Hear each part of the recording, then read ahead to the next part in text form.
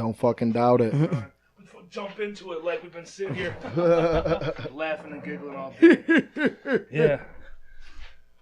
Are you ready? Yeah, let's get it. Camera, tell me you're ready. Cheers. Cheers. Cheers. We ready. Cheers. Oh, yeah, watering it up. It's all good. Yeah, hey, I'm on probation, y'all. I gotta do the right thing. Remember that. Probation happens to the best. It happens to the best. Don't drink and drive, kids. Do not do Yes. Oh, Learn no. from my mistakes. Yes. Not proud of it at all.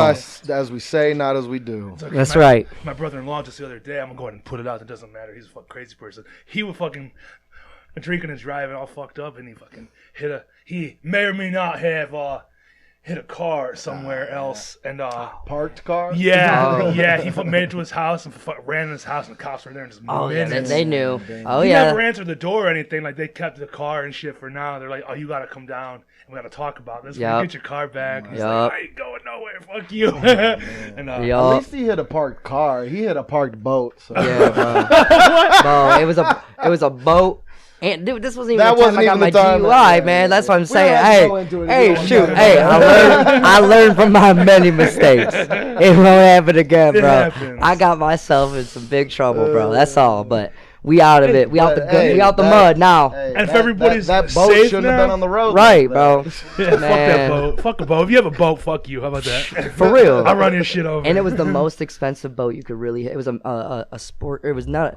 It's a wood boat. Like, that's all I gotta say. It's like a Chris Craft or something. Okay, Like, some I've heard of crazy those. like wooden dude. It was insane. Like the worst boat you could possibly hit. I'm not so. a fisherman, so I Me don't give a either. fuck But this about guy a was boat. a rich asshole. He had I was a Beamer and a boat, and they were very expensive things I hit. Yeah, bro, it was crazy. Well, And now I got a Beamer, so. Shit. yo, for some reason, I swear to God, like, I didn't know you did, but I was like, I hope, like, he doesn't have some cool, like, sports car, because my streets are still a little fucked up. Oh, dude, I love drive. A 4-wheel drive, baby. X drive. Okay. Yeah, Oh, dude. well, I don't know if it's like a little car or like a SUV or something. I don't fucking know. Dude, I don't know nothing about cars. Dude, it's 4-wheel drive changed my life right now. It's my first year in the car. I love it. Okay. Oh, yeah. That's good. Oh, yeah.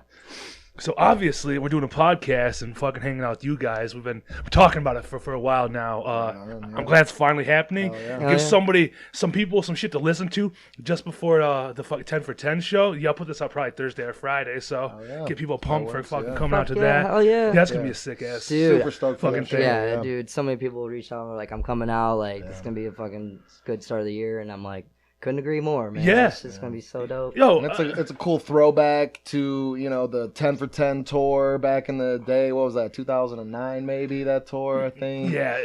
And, it's Well, just good. Michigan hardcore. Well- that was touring bands for $10. Yeah. But hey, still. Well, shit, I even wrote the bands down in case you aren't aware. Everyone who listens to this right. has to be Hell aware. yeah. We're just going to run down it real fast. Got fucking Annie Up, obviously, John, your Shout other out. band. You still play with them, right? Yeah, of Yeah, course. okay. It's so good. Sir. Fuck Critter, one day I'll get his punk ass I over know, here. one day. Motherfucker's been For doing real? it forever. Yeah. No, who else? Bitter Truth from fucking Grand Rapids. Yep, They've been yep. tearing it up for homies. quite a few years now, right? Oh, it's 7 years. Yeah, bro. yeah. 7 years, long man. time, man. And That they're holding shit's- it down on the west Oh, yeah. west side of the state, man. That's Grand Rapids hardcore right there. Yes, sir. Who else? Doubt It. That's who's next. Well, that's what I got written down. I heard you guys. There's not like a lineup set. It's gonna be like Yeah. fucking random or something. Is it? Yeah, I mean, the flyer's all alphabetical order. It was Maxwell's idea. He was like, why don't we just, if everyone's down, all the bands are down, like, do like a lottery, like, everyone put the band name in a basket, and first band is, ta-da, whoever. Yeah. Well, that's But- kind of cool though. Yeah, that way, it's like, don't just pull up for your friend's band, pull up. You don't know who's playing next. Stay for all the bands. Hang you know? out. Right. Enjoy Yeah, it, man. man. It's the $10. first. You got nothing Yeah, else the to beginning do, of the man. year, Like, everyone's right. chilling. you know what I'm yeah. saying? Like, it's the big chill. I like like it. And, Yeah, and, bro. and it's not like it's gonna be, oh my god, 10 bands is gonna be all day. No, No. like These sets like are there's quick. It was there's good. bands with less than 10-minute sets. You know what I mean? Yeah. So- Yup. And there's This'll be also a fun. second stage though too, right? Yes, we're gonna do Yeah. 2 stages. yeah. So right after one band, boom, the next band's going on. It's gonna be like you just gotta turn your head Basically, over yes. there, over there, Yeah, over here, yeah. over there. Yeah. I'm just trying to envision how it's gonna be like set up. I never seen the front Maybe- stage in the small room. I've never been to a show when it's been When up they do there. it in the bar. Yeah. Yeah. They posted a video. They did it was a punk night. No, Be- so or I punk- can you- better explain that. Yeah, It was these young punk kids and this It was Chris and Hayden. Chris from Unabomb. Shout out Unabomb. Young punk kids. Half of them ain't even 21 yet, you know. And then another band, 10,000 Teeth. This kid Hayden. It was their idea to set up like a metal versus punk local show, and it was like metal on the big stage, punk on the small stage type thing, and it went back and forth, and there was like 200 kids there, and it was fucking phenomenal. It was like chaos, kids jumping all over the place. So punk won. Also, punk Good. won. Hell yeah. I agree. I agree too. You said to ask me. I could have told you. I mean, come on. It's either, you know, you got circle pits and stage dives, or you got the metal push pit going on. I mean, it's the circle pits and stage dives for me. I'm gonna choose as well. But yeah, it'll be in the bar room, the second stage, and maybe the second band or whoever goes on next just start a side to side or something and just push everyone to the other stage. You know, it'll be seamless. Yeah, you know? You're in charge of it then, John. You move everybody up. Okay, right. I'll do that. Give you a little flashlight. I'm just hoping. I'm off duty that night. I'm playing two sets. Yeah, you cannot do triple. That's hard enough, man. Right. He tried. But anyway, you didn't finish the rest of the lineup. No, where we at? We said you guys and Enemy of God. Yeah. Shout out to all those Shout guys. out. Those the real ones right there. Fuck, man, that's gonna be a good. I think everybody should fucking pull out the old dusty pink hoodie and drag it out. Right. I missed my opportunity to grab when I was in the chat, and I missed Reddit, and I didn't get mine, and it's my biggest mistake. Yeah, no, I didn't even know any of you. I remember seeing because I didn't go to a show for a few years, and I remember that was one of the first shows I went to back. I think it was Annie Up CD release.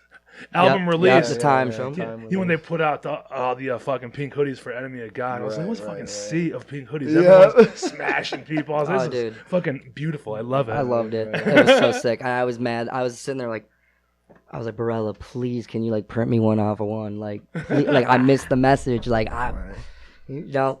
Then spark it if you want, man. So yeah fuck him. Josh not carrying enough hoodies in his shit. No. Then Love Loss. I know they're from around here this way, I think. I haven't gotten a chance to catch a set by them. They were supposed to play with us, without it. One of our first or second shows at the Old Miami, and man, they gave me a broken one. Oh, you take that shit back. Damn. Yeah, bro. I hate to see it. You got the backup. You got papers? Papers could. I've done this before. Patchwork. Patchwork. Hold on, let's pause it. Yeah, pause you guys, it. Hold it down. Emergency. Oh, we're not pausing the. Okay. Man, all right, I'll read off the rest of the lineup. Who else? Give me let me read his notes. We're getting into deep dive into the notes.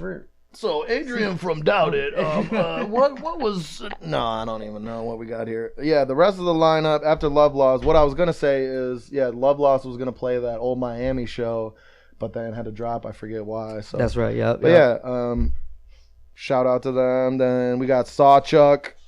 Also the homies, and the homies and Under the Knife. It's basically a big homie show. Yeah. Then we got We Will Rot, and then new band Moral Pollution.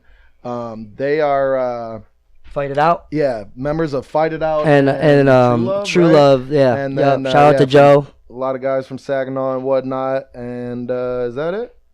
Is that all the bands? I think man. 1, 2, 3, 4, 5, 6, 7, 8, 9, 10. Yeah, that's 10. I can count. I can count to 10. Yeah, that's all the bands. So 10 for 10. January 1st. Come out. $10. It'll be the cheapest show at the Sanctuary all year. Yeah.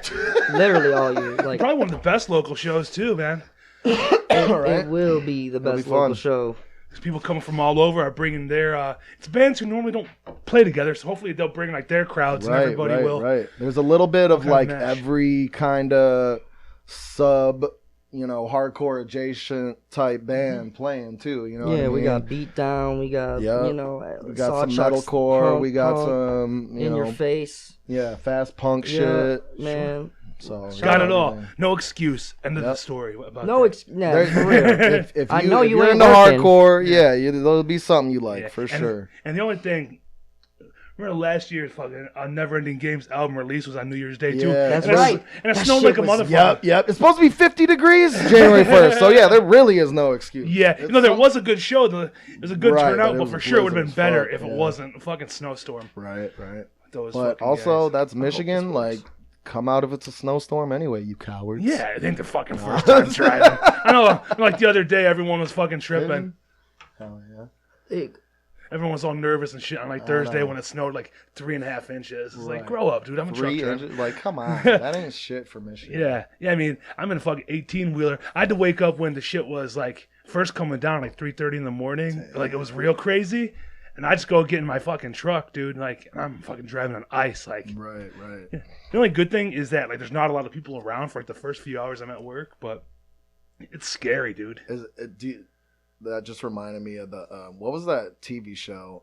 The Ice Road Truckers, dude. Is that your shit, dude? No, dude. I did watch that show, but I feel like I'm not like a truck. I'm not a truck driver. Right, it's right. like I just happen to drive a truck. I'm not a trucker. I've watched an episode or two. There's legit no roads. They just make their own fucking roads over these ice sheets. Yeah, you look like a truck driver though. Oh man, like you get behind a nice F-250, bro. Like no, I'm talking about big 18, semi truck. I ain't getting behind you one. drive that. Yeah. That's what's up. Okay, but yeah, you're an 18-wheeler driver. None of us are built for that. That shit's... No, he said he is an 18-wheeler. Yeah. Oh, for real? Yeah.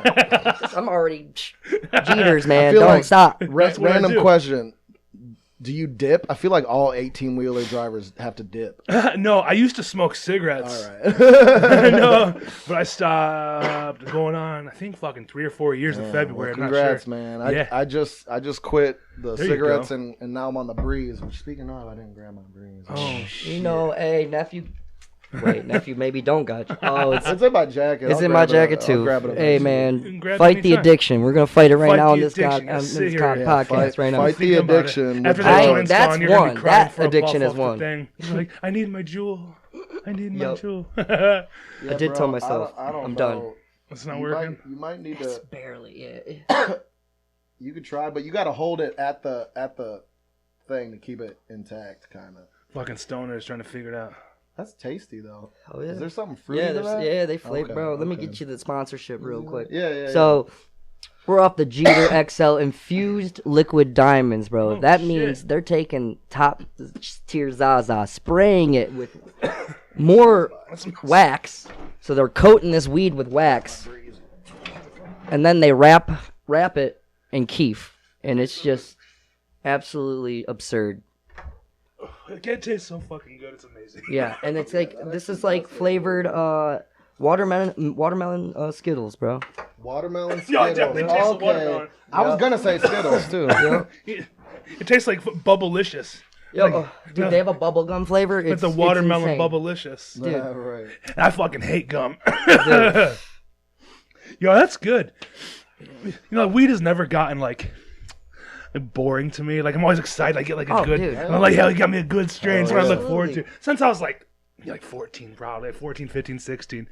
You know, you start smoking weed. Even though it was like shit weed back in the day, fucking Hell Reggie's, yeah. you know, Hell fucking yeah. seeds and stems, Oh, brown hay and bugs and shit. Yep. You know, fuck, man. I don't know if he remembers those days as I heavily bet- as we nah, probably do. How old are you? I'm 29, but like, you know, 29, I yeah. started You smoking should've in done high it. school a little bit, like just, you So know, what year but did you like graduate then? 2012. Okay. Could have been 2011. So it became medical marijuana in like 2008. So yeah, sure, you were probably there for 8th that. grade, I was, you know, that's when it became, you know, but I didn't start smoking like heavily till like 22, 23. Okay. You know, yeah. Yeah, sure. So it's always been like usually top tier from now on. Yeah. But, like, Yeah. you know, Well, that's weird, some I people have don't remember. smoked some of his brickweed. Bro, he got brickweed from because of a job he did, and he was like, "Here's some weed." Like, I can't even. The guy was like, "I can't even smoke this shit." So I smoked it for novelty just to see what it was like, and it was fucking Do I remember? terrible. Nowadays, yeah, the brickweed, all that shit's good for is make it edible. Edible. Make it Yeah. powder or something like that. Oh, I God. could never smoke that. Oh my god. I went, Ash that and pass that. My good boy. bro. Like, you know, like back in the day, people talk about how like in Jamaica has the best. I was in Jamaica a couple weeks ago, dude. I want to go. I bet it's Look, you can buy some Grinch's fucking, finger. some bullshit ass weed there because we got some bullshit It fucking was. weed. Oh, I believe it. But you can get good weed, but like a quarter, they're trying to charge you like $100 for like a quarter. I'm like, no, like at the airport, he has like it's like a ketchup cup, maybe like 2 grams. It's like $60. Like, shh, get the fuck out of here, dude. I brought like 4 vape pens with me. Yep. I was like, fuck you.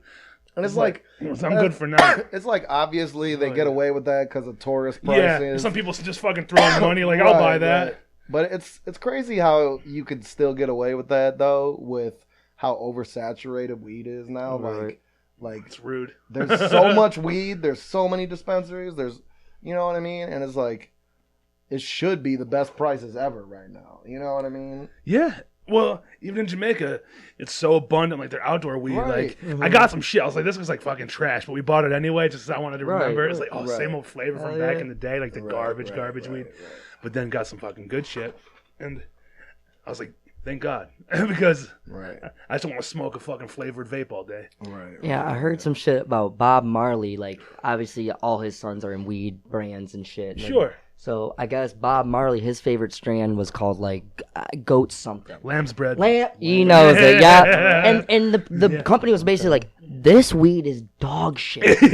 Like we cannot give this to the people. Like, but they gotta cross it with shit and make it THC. But like give it that name. But yeah, it's funny you knew that name. But yeah, dude, I just thought that was a funny. I was like, of course they was smoking straight mids, bro. Well, the only reason I remember is because I went to Las Vegas before, and they had, I went to a dispensary there, and they had vape cartridges, and they had a lamb's bread one. I was like, that's like a Jamaican thing. And I bought it, and still to this day, it's the best tasting vape I've ever had. And I went back there again. I got it one other time, but I was like, maybe it was just like, I was a little excited the first time, because it wasn't as impressive as before, but I still think about the name, like, man, I wish I could find some fucking lamb's bread weed that tasted that good.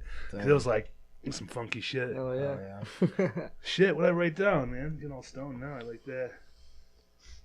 And I knew we were gonna smoke some weed, so I wrote some shit about weed, man. Do you guys remember like any of your like favorite strains from like all the years of smoking? Do you have any specific strain that you fucking haven't found again that you wish you had? I'll go first and then you go. Yeah, you go. I gotta think. I love weed, man. You think, because I know for me, like I've been smoking weed since I was 16, and like regularly since, I've been an adult, like, every day, never not smoked weed. You know what I mean? Hell yeah, I know. And I'm not really one to like focus on the strains and shit. I'm not really a connoisseur in that type of department. Right. I also like don't buy from dispensaries. Like if I go to a dispensary, it's just to like grab some convenient edibles or like maybe one of the fucking carts or something, for a vape, because I'm going on vacation or something, want to sneak some in the plane or whatever. But like I couldn't tell you like a favorite strain. I really couldn't.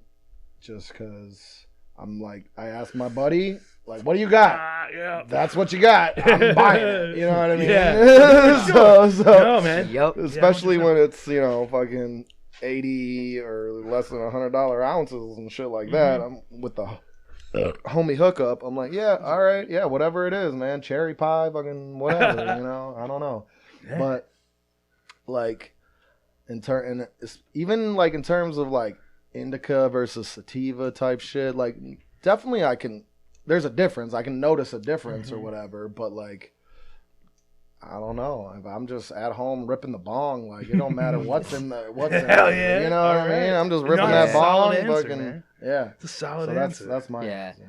So like, I mean, like I said, I got started smoking weed a little later, but like I'm kind of the same way at this point in my. It's like I try to go for like some certain growers. Really now, like since I cut people in the industry, like I know which growers are growing good weed, and like also my clients just give me weed that they're growing, and I know it's good. Like I smoke all my clients' weed, and it's always been like I've never been like this is trash. Like it's always been good. Like. So I'm on that like same way, but I usually Peninsula Gardens. If I'm at the dispo, I go there. It's like 2 for $60, So it's like that's decent. It's like mid tier, higher shelf. Okay. I like their runts. I like runts strains, and gelato was one of my first strains I really liked. There you go. Oh, and you know what? When I was young, there was a strain I tried to Gorilla Glue number fucking 2. Oh, you were saying 2? I put up a 4. Bro, that motherfucker just put it on me on my ass when I was first starting to smoke weed, and it just like Gorilla Glue. I remember starting to cut hair, and I did it my first haircut smoking weed to that strain. And I was like, I couldn't see straight, man. Like I was like, bro, fuck. So I like stopped smoking Gorilla. Like whenever I saw Gorilla Glue, I was like, fuck that shit. But now I'm like, dude, my tolerance through the roof. And dude, don't even matter. I smoke every day. Like I will say, like, if there's one thing weed related or whatever that I could that I could say that like this is gas. Hell yeah, it is. I like it. That I could say I fucking holds a huge I hold it in high regard and I miss it was the fucking spliffs. When Annie Up went to Europe, we landed in Amsterdam, and me and Justin just loaded up on weed. And everyone in Europe, they don't smoke. Like if you're smoking a joint, they don't smoke just weed in joints. You put tobacco in it? It's all spliffs. Yeah. So like they have I was stocking up for the whole tour, and they wouldn't let me buy just weed. Oh man. Like or to a certain extent, like, oh, you can only buy, 5 packs of regular weed joints or whatever. Okay. And then the rest was all spliffs. It was more than 5 packs, but like, I think I had to hit a couple different coffee shops. Is what they call them there. Coffee shop. Yeah. That's funny. And to stock up for the whole tour. But I remember like me and Justin, at the gig would be like smoking. It was White Widow. I do remember that strain. That's a good strain. Yeah. Yes, Lil Wayne loved that strain. And so we'd be like passing it around, and like someone from there would hit it and be like, "Oh, this is not a spliff. This is just weed." And they'd like fucking like freak out and be like, "No, I'll hit it one time. I'm good. Oh my god." Yeah, and me and Justin were just like, "For real? What the hell?" At least it's okay. Yeah, because like the spliff. We're all retarded over here in America, right? Yeah. Like out there, like me and him both smoke cigarettes too. So like every day on the tour, we wake up and smoke a spliff to ourselves. You know what I mean? Smoke tobacco after the joint. Yeah, and then but anyway, the so spliffs, man, funny. I miss the fuck out of those. Those were so fucking good. Man. Like I can't wait till I don't care if it's Marlboro, whoever makes the fucking weed cigarettes, I'm in. I'm buying them. That ain't never happening. I'm sorry, John. There ain't no way in hell that will ever happen. The tobacco and weed industry combined. Ain't no way. I mean, but we can dream. Right. We can dream. We can dream. Yeah, that'd be dope. It's fucked up. I'm with you on that. Hey. Doubt it, Brett. Dude, let's spliffs. get us in the fucking office, Doubt man. you need a little I'll start legalizing that shit real quick. Doubt you have to make a little doubt at fucking weed jars. Like, dude, spliffs? Don't doubt it, jars. man. We got it. Hell yeah. Hell, like 5 1 gram joints or spliffs in it. I've never even smoked a well, have on the package like maybe one time. Is it all weed? Doubt it. It's spliffs. Weed plus tobacco. I don't know. Just weed? Doubt it. I ain't the marketing guy. It'll take me 20 minutes to try to come up with something. I think it's a grand On idea. the spot, I'll be like, say something like he did. Fuck, man. So what's going on? What I got written down here? Let me see. Talking about weed. John, you're originally from not Michigan, right? Yeah. Well, are you from Michigan? Then you went to somewhere else? And then so here's my whole lore. I'll get it in a few minutes. Sure. I was an Air Force kid, so I was born in Germany, then lived in California, then lived in Lansing, Michigan, then lived in Macomb, Michigan, and then my parents split up. My mom got remarried and moved to Louisiana, and I eventually moved down there in Deep South Louisiana. Opelousas, shout out Opelousas. There you go. But went to high school down there, graduated high school, and then lived in Memphis for 2-ish, 3 years, and then moved back to the Detroit area in 2012. So now I've been officially back here. This March it'll be 11 years since I moved back. So damn, I definitely missed the heyday of the hardcore scene and whatnot, but that's where I was going. Sorry, I skipped to that, but no, you probably I mean, you knew what I was going. Right. Well, But like, so I you got into it here or down there? So like the me first getting into hardcore was definitely down there, but like I had to find it myself. Like where I lived, it was deep country. Like we had family raising race horses for the Kentucky Derby. No shit. Across the road, gravel road. Fucking, I went to high school 45 minutes away from where we lived. My chores included hopping on the tractor and mowing the back 40. You know what I mean? Shit like that. We had chickens in the backyard. Damn. But don't you wish you had that now? Oh, man, I miss the chickens. That's what I'm saying. And the food. I mean, so my stepdad down there, he's like full-blood Cajun, like Cajun as fuck. Like, his parents, you could barely understand. Most of it's Cajun French and gibberish and shit. Gibberish, that's rude. But, like, loved that, but anyway, yeah, trying to get into music down there was difficult. We did have one local venue that like put on underground and like local shows and shit. Just one though. And that was in New Iberia. Shout out the Underground Sea. And but down there it was mostly southern metalcore and shit like that. Oh god. And so and I mean, I grew up, like, favorite band was Under Oath. My dad was a pastor, too. So, like, I could only listen to Christian bands. Sure. Shout out to PKs. Enough, He's a pastor's kid, too. Yes. So, shit. Yep. So, it was all Christian bands. And, eventually, like, I listened to anything that wasn't, like, a fucking worship band, basically. You know what I mean? Like, whatever Christian band you could think of, I know it, and it was POD, man. Like, shout out quick. Come on, man. Absolutely. Shout out. Absolutely. Shout out, man. That's actually that's my like some of the first CD hardest riffs I've ever really heard. Sure. For all of us, though. For all of us. Like, I couldn't listen to, like, sure. secular music, dog. Yeah. That shit was crazy. Yeah, and it just... At that age, though, when you hear the fucking guitar riffs on the radio, that's as hard as you ever hear. Like, for me, it was like, sorry, gotta say it, but like Limp Bizkit and like Korn and shit. In like sixth grade, like that song Faith, I was like, oh shit. Yeah. I was like, this is fucking good, man. Even like, I don't know, after that, like fucking, even Linkin Park, you got an ear for the fucking guitar and the loud and the screaming, and then it just, whatever, how your brain evolves into finding this weird shit. But nowhere else find ourselves acting stupid. In terms of actual hardcore, getting into the hardcore scene, like, in Louisiana, the closest tours that came through, if hardcore tours even came to Louisiana, it would be New Orleans, and that was 2.5 hours away from me.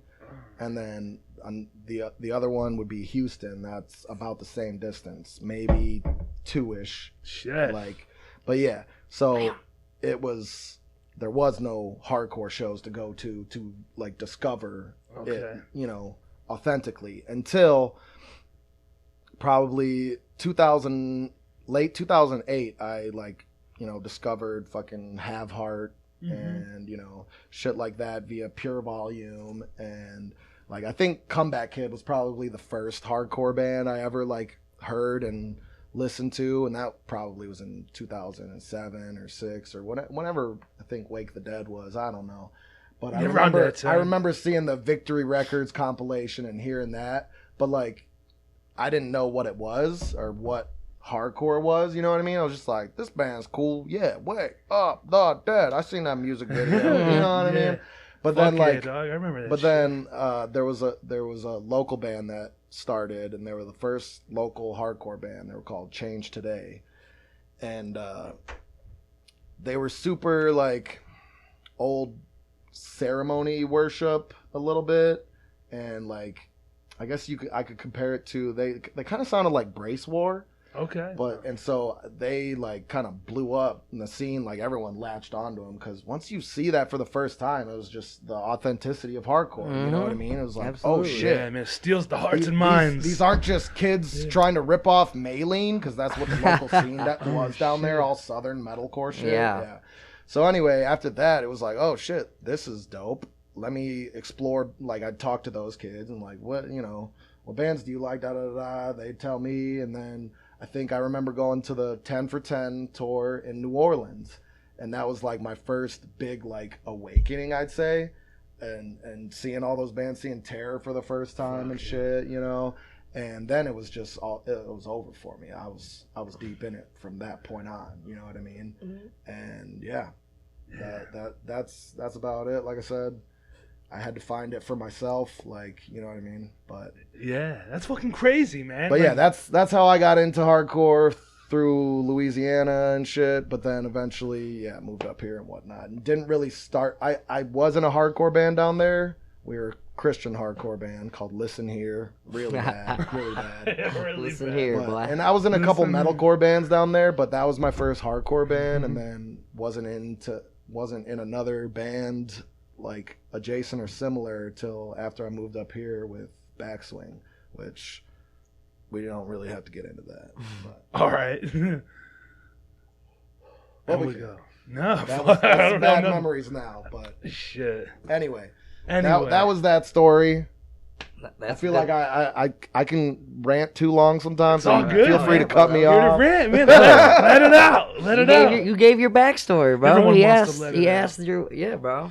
Right. Hell yeah. But it's fun to go back and think about, Absolutely. like, oh God, like how, you know, I'm sure you've thought about your first band in the past maybe a year or two, but when you think about it again, you're like, God Yikes. damn. Yeah. Yikes. Yeah. Or like when you mentioned Terror, like the first time you seen Terror, like you just have that fucking image in your head of what a crazy fucking I don't hardcore think- show like, is. I don't what think real hardcore is. Yeah, I don't like think that's I like blinked life at changing. 10 to 10. It's You know what I scary, mean? dude, Just yeah. like, fucking, what is going on? This is Yeah, sick, man. You know? This one I'm good on that. Yeah, bro. I think I'm straight on that. It's about to fall apart too. Yeah, that's, Yeah. yeah. I'm straight on Yeah, that. bro. Let me get you out. But yeah, man, seeing Terror is man, it really is life changing. Yeah, It's, I agree you know, with you.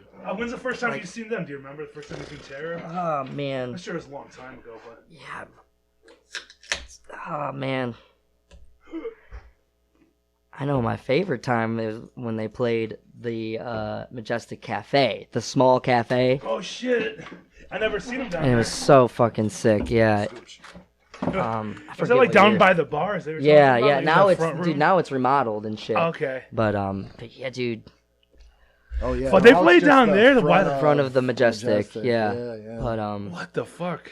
Yeah, no, I definitely never seen them down there. I seen a Razzle Dazzle down there oh fuck yeah. in front of the pizza place, dude. That shit was fucking sick. I think Hellmouth played down in there the before. Garden Bowl. Yeah, Yeah, in the Garden Bowl. Fuck yeah. I don't know what the Majestic Cafe is. Is that where like the bar is? Now for the Majestic Okay, Theater. Yeah, okay, they remodeled it. They okay. put like TVs up. You can see the band playing. Yeah, no, and I shit. definitely never seen a band there. Yeah, dude. Oh yeah, dude, it was rad. It's fucking Fuck. sick. That is sick. What were we talking about? Oh yeah, seeing Terror for the first time. Yeah, dude, I seen him at this place called fucking Alvin's. You ever heard of? I'm sure you've heard of Alvin's. It was on Cass I've in like heard fucking of it, '94. but I wasn't around for that. Yeah, you those weren't days, here, yeah. but no, it was a tight spot. It was probably a little smaller than the Sanctuary, like more narrow, but a little longer. So it was a weird thing. And all the merch was in the front by the door. And I remember it was like fucking July or something. It was Terror, Comeback Kid, Oh yeah. and Suffocate Faster, Okay. and Sinai Beach was supposed to play. Do you remember that band or not? I don't think so. No, they weren't that good. But, so the dude I was supposed to get a ride by, like he was all pumped to see that band, Sinai Beach. Like I knew they weren't playing, but I didn't tell him because I still needed the ride. And in line, everyone's lined up at the door and shit, you know, like idiots. Right. And so the guys come around, he's like, just so you know, Sinai Beach isn't playing. I was like, yeah, I knew that. He's like, you fucking knew? I was like, yeah. What's the problem? right. Like, aren't you excited still? Right. Totally Get not. ready to see Terror. 'cause Man, they're right, anyway. exactly. I need another Terror Comeback Kid tour, man. Like, those are two of my top favorite hardcore. Sure, bands. man. Yeah, Comeback Kid was one of the first ones that got me into that sound for sure. Mm-hmm. Absolutely. Dude, just Your friend Nikki gave me a burn CD of their first two Burn records, CD. and Pirated this shit. It turn was around so and wake sick. the dead, man. Yeah, like, man, what those the are- Turn It fuck? Around is Turn the it first around, one I heard. Yeah, turn yeah. it around, man. I'm Like, hard. dude. no, there's no skips. Zero It's so skips. stupid. skips. I'm naming my Zero first skips. child Lorelai if it's a girl. Dude, because of that band, I hope she lets me name her Lorelai because I fucking love that band. Hell Like, yeah. really, like, paved the way. Damn, dog. For real, yeah, dude, shout out. And we got to play with them at Tie Down. That was so sick. Oh, shit. Yeah. Shout out. Yeah. And I had a live DVD goats. of that fucking, it was the Turn It Around, and there's also a live DVD of that fucking, it's like that album front to back live. I don't know. Hell yeah. But it was cool. I lost the CD, but I have the DVD still somewhere. Hell yeah. Over in that stack right over there. You see it on the wall? It's got to be in there. Fuck yeah. Along with my Up in Smoke tour. You ever, you know the Dr. Dre one? Fuck yeah. I got that on DVD. Hell yeah, That's dude. so sick. Fuck yeah. That's so good. Dude, I'll have to come over and watch that Hell sometime, yeah. bro. Dude, it's Shit. so cool, I've man. never seen it. Oh, it's sick. I know what it is, but shit. Yeah. Yeah, I've never watched it in its entirety. Yeah, it was a crazy fucking tour. Do you know who was all on that tour? Is Dr. Dre, Snoop Dogg, Eminem, Ice Cube, and the whole West Side Connection, and I think one of the like girl rappers was on it too, but I don't remember Lil' who. Kim? Yeah, believe Lil' so. Kim, yeah. Yeah. It's fucking wild shit. That's nuts, man. Like shit like that would never happen again. I feel Yeah, like. those You know like what I mean? mega Yeah, fucking crazy yeah. ass. Crazy. I mean, God, not really. But Like- yo, imagine that. Yeah. That's legendary. Dude, shit. Yeah, I used to go. My sister went That's to like it. think I'm of jealous. what are the top rappers right now? Like how many artists is that? Like 6, 7 or so? At least 7 or 8. Yeah. Think of like some of the top that are gonna be legendary Right. eventually, and a tour with all of them right now. Like The craziest. would that ever happen? No. You know what I mean? Yeah. No. Like a Drake plus who? Right, I don't right. fucking know. Yeah, I like don't- Future, fucking- Lil Baby, like shit like that. Yeah, But yeah, like the last big, like crazy, like reminiscent tour, it was called Big Show at the Joe, and it was at Joe Louis Arena. Yeah. And I it remember was, the names. I dude, don't it know was who. so sick. It was Kendrick Lamar when Good Kid, Mad, came out. Good Kid, Mad City. J. Cole, Trey Songz, which he had a full band. He kicked ass, bro. It was sick. And it was like all these crazy rappers at that time. It was like, Big Sean. Hell yeah. Dude, and like, but now you don't really see rap tours like that anymore. At like, the Joe's, the big yeah, show the at big, the it Joe. was the Shout biggest out show. to Joe. Yo, Shout shout out out. to That was Joe. so sick. Shout out Trey Louis Songz. Arena. I'm telling you, that shit was crazy. Man, I seen a sick tour of Cobo Arena. Remember Cobo Arena?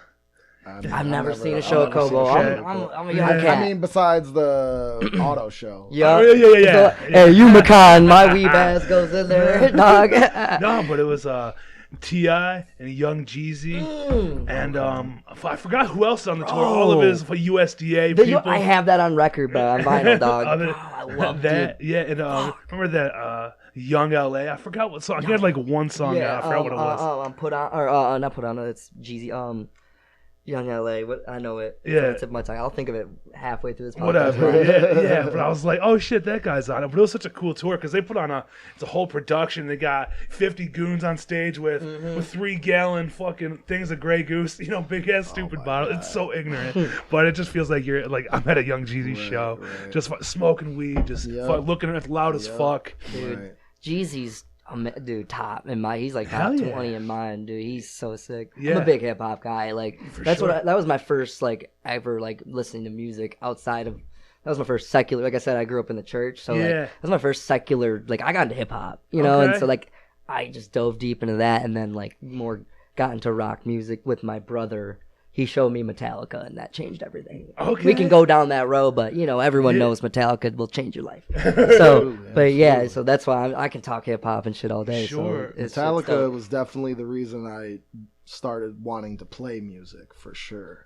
I remember I did my freshman year of high school in Michigan, and then I moved to Louisiana. But I remember like probably 8th grade or freshman year of high school, I had a burned CD of Ride the Lightning that a friend gave me, and I listened to it every single day on the way to school. Yup. And that was my shit, and like, I mean, I think even earlier as a kid, I was like, I want to play bass. It was always bass. I always wanted to play bass. I've always wanted to, like, I can play guitar, but I love playing bass. Yeah. But yeah, that was like my freshman year of high school. That was when I started my first ever band, and with my buddy, shout out Paul King. he just moved back to Michigan. He came out for that Negative Approach show. That was his first time coming to the Sanctuary. Shit. He's lived like all over too. But anyway, I think we were called Pivot. Shout out Pivot. It was so horrible. we played a lot of Green Day covers and shit like that, you know. That's but awesome. We had a couple of originals, and I think like it was just me, Paul, and our buddy John Schoaf on guitar, and that was it. You were a Green Day cover band, bro? That's your roots? I bet. For real? Yeah. Damn, that's sick. I bet Terry knows John Schoaf. Oh, yes, he does. I think he does. Okay. Yeah. Anyway. Before I forget, speaking of cover bands, was it you that posted some You Got a Friends band doing some? Yes. Yeah. Yeah, with some homies come out fighting we played with. Shout out, they're covering. The Blink-182 cover set that Terry's doing. That's what I was gonna Terry's my best Lovin' friend. Touch. Yeah, he's he has a cover band with my friend Sal. He plays guitar, and then the drummer Jake Berkey, also a good friend of mine. I skate with those guys, and Terry, he started a cover band, and he's playing the Loving Touch in the end of January here, and actually I'm gonna be a part of the performance too. I'm not saying what. Okay. But so yeah, y'all should come out. It's gonna be dope. Yeah. And he's like the biggest Blink fan. Like Terry, he's got a high pitched voice. Like he used to be in a pop punk band called Swing for the Fences, and his band really is what got me into the local scene. Really, like, cause I was a pop punk, and I did love pop punk and shit, and so yeah. Quick interjection. I love Blink-182. That was. Me too. Dude, info on it. I'm like, I want to go. Love, dude. That's so. I have Blink-182 lyrics tattooed on me, bro. Like, I've never seen them live ever, and so since this last, Tom's coming back, I'm thinking that's probably the last hurrah that'll ever happen. I thought that was gonna be done.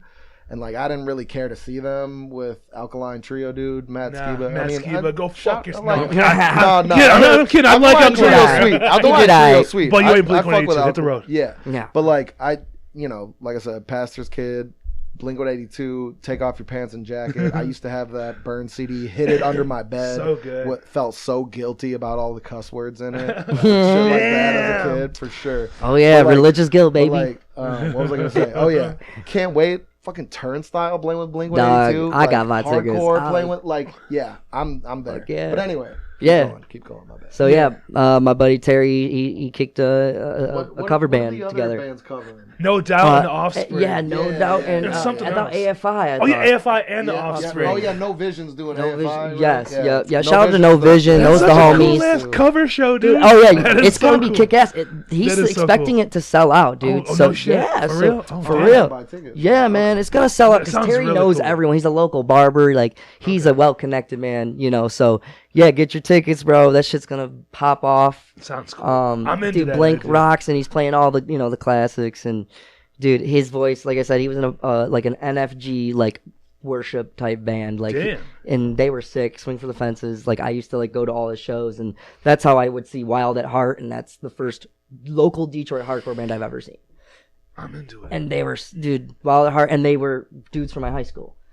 And yeah, dude, and they're I love that homies band. that I know and love now too. And it all came Taylor full circle. Zappa.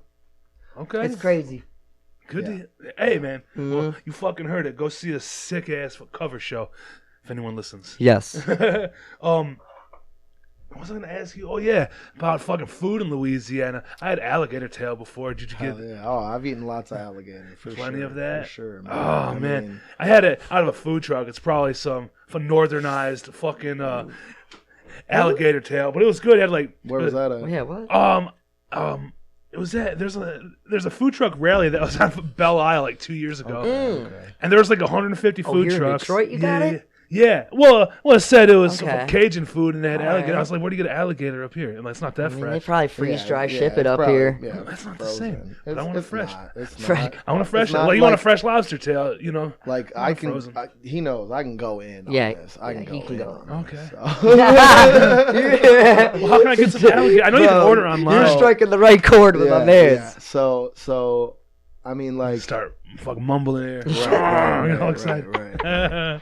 So like I said, I'm not Cajun by any means, but I lived in a full ass Cajun as fuck household for 5+ years, you know what I mean? And it was driven into me. Like, I think my first time visiting down there, when my mom, like before I moved down there, she took me to it would be my step uncle, I guess, my stepdad's brother, a crawfish boil in Opelousas, and I damn near died. You know, I'm like 14 at the time. I think Doritos are spicy, you know? and it's not just like your everyday crawfish boil. It's the real motherfucking deal crawfish boil. He damn near killed his best friend over this. Oh heat. yeah, bro, for real, it's real deal heat. Yeah, I've never had. I won't. I'll die too. Not a spice guy. I'll tell that story real quick. I took my best friend Chad Ellis. Shout out. He used to play drums in Smash Your Enemies. Okay. And plays drums in one of my other bands, Vacate. Yeah, I know who he is. Yeah. But I took him down there to visit one time and like come eat food, hang out, party with me. And we went to my mom and my stepdad's church gumbo cook-off in Crowley, Louisiana, which is the rice capital of America. Biggest rice producer in the country. It's pretty humid down there. Like, yeah. Wow.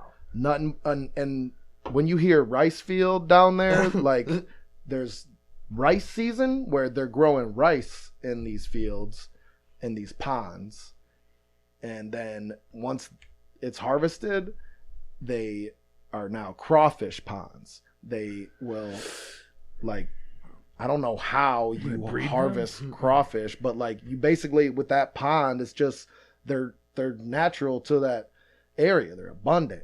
Damn. And so they just start breeding, I guess. I don't know. Yeah. It's not like they're planting crawfish seeds, you know? It's not in each pond. But like I lived in Crowley, Louisiana for a time, and during that season, if it rains heavy, the levees that the ponds are built on will flood, and then there's crawfish on the streets, bro. On the streets, bro. Dog, and then you'll see, you know, oh man, there goes Bubba Ray down there with the bucket. He's scooping up crawfish off the street, man. Bro. Straight up, dude, straight for up. real, real shit. Like, So- dude, is it bums for real? Like getting these crawfish? Or I mean, like he real, probably lives in the busted down trailer down there, but like he's scooping that Hell crawfish yeah. up. It's just for a different sure, breed for down sure. there. Or it could be the dude's like it. farm. Yeah. I don't know. I'm just talking shit. That's a different but, like, breed. Yeah. So I love it. Crazy people. So anyway, like I'm not gonna talk shit on you know frozen recooked Cajun food because like you know you can't. That's what you're gonna get. Not actually there. You know what I mean? For sure. And it's not all bad. I mean, I get the authentic shit, bring it, you know, freeze it and bring it up and cook it. But like, man, when you're down there and you get that Gulf shrimp that melts in your mouth, shrimp. man. Like shrimp is supposed to melt in your mouth. I've never had that, It's bro. not supposed to be snappy, Right. crunch. You Nah. know what Yo, I it's mean? so gross when Like you you get know some- when you get Right. the cocktail shrimp, Right. it's Shrimp. it's half spongy texture. Dude, I feel like a fucking barbarian when I'm eating them. gross. Dude, no, for real, because I've had like maybe once like a nice restaurant where that shrimp melted. I was like, damn. Right. But like so my first experience butter. of that was my stepdad would catch it himself fresh. Like we go to the Gulf. I've done it too. Like cast the net. So we go to this reservation all the time. Rockefeller Refuge is what it was called. It was a state refuge. But you're allowed to fish and catch wildlife and whatnot to a certain limit. And it's basically where like all the little streams and rivers and bayous, fresh water, start draining into the Gulf. So there's a certain term for it where the salt water and the fresh water mix. But anyway, that's where we go. And in those streams and rivers, we'd take his boat and we'd find like a nice river with a decent bank, and we'd catch our like fresh crab. If there was a little bridge over past the river, he'd cast his net, catch fresh shrimp, stuff like that, you know. But I just remember crabbing all the time. We do it all the time. I'd So fucking like, crab for sure. bro, so this is his method. This is how I was taught. Get you some cow spleen, Oh shit. get you some string and some sticks, and a net, and with a net on a pole, one of them nets, and you're good. So you stick the stick in the ground towards the river, tie the string to it, tie the string to the cow spleen, toss that in. As you see it start tugging, pull it up. There's like 4 or 5 crabs hanging off the cow spleen. You just shake them off into the net. Bro. They just snap right onto that shit? Yeah. That's scary. Yep. Crabs eat literally anything. They'll eat themselves. Yeah, bro. They crazy. Yeah, bro. But anyway. Little monsters, man. Like little aliens. It was, just another, Tuesday to have a crab boil or whatever. You know what I mean? It's just easy getting. It's easy, right? Yeah, like let's just eat crab because it's fucking delicious. And some corn and potatoes. It's like, dude, it's gumbo nonstop, and so because of that, I could eat like crab every day. I need to go live in Louisiana. Hell Dog. yeah. I'm messing up. Shrimp, I could eat crab every day, bro. alligator, I fucking good. love This seafood. is all seafood. I can't wait for him to take me. I haven't been to Louisiana Damn. yet. He's brought up boudin. Have you ever boudin yet? Yeah, like the sausage. Yeah, I don't know if it's like so legit, it's but not- I've had. It's not Dude. sausage. It's a rice dressing, pork rice dressing. oh, shit. So what What's the called fuck? a rice dressing there. It looks like a sausage. It does. It's basically rice seasonings, the Holy Trinity, which is celery, bell pepper, onion, Okay. maybe some garlic, some cayenne, some Tony's. Shout out Tony Sacheries. That's my favorite seasoning. I'll just put it on the camera. I got one in my Tony's, you wallet. gotta have. Carry it. Let me see if I got it on me. I usually do.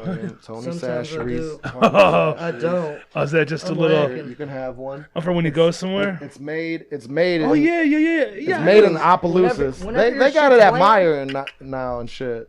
Like It's just a little. you go to a local Pick me restaurant in the Cajun country there, and they don't have salt and pepper on the tables. Yeah, it's just but- a bottle of Tony's. Dog, that's Okay. all you need. Yeah. It's the best seasoning. I put it on Real damn seasoning. bro, Everything. bro, It's yeah, the slogan. It's great on everything. You put it on some scrambled eggs. Yeah. There you go. Fire. And it's not like super spicy or anything. Extraordinary chicken blend. Alfredo.